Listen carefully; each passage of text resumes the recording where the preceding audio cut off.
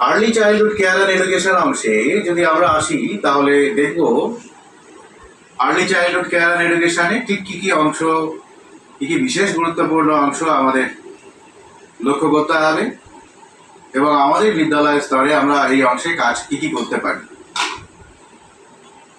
জাতীয় শিক্ষানীতি এই বিষয়ে কি বলছে?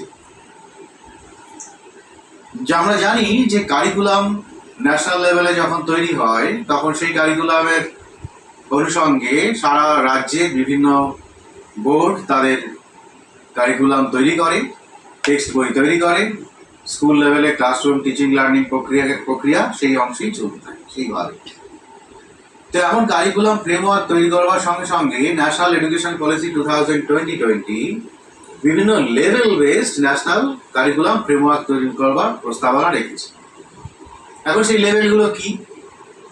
এই অংশে আসার আগে মনে রাখা দরকার যে একটা paradigm shift of different level of schools national education policy 2020 তার প্রস্তাবনায় রেখেছে 5+, 3+, 3+4।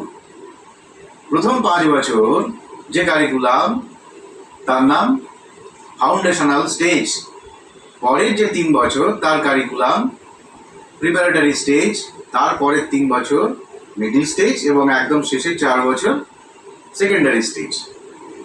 এই যে আলোচ্য প্রথম 5 বছর ফাউন্ডেশনাল স্টেজ, সেখানে আসলে দুটো উপবিভাগে বিভক্ত।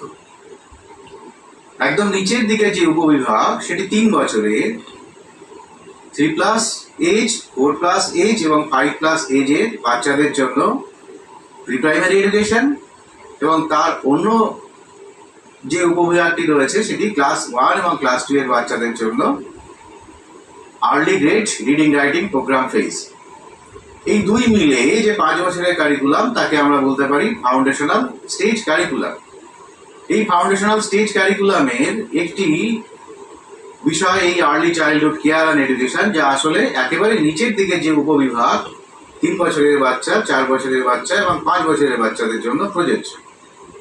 আরো একটু বিস্তারিতভাবে বলতে গেলে যখন অঙ্গনওয়াড়ির অনুষঙ্গে একে ভাবতে হয় তখন 0 to 3 ইয়ার্স, তারপরে 3+, 4+ এবং 5+।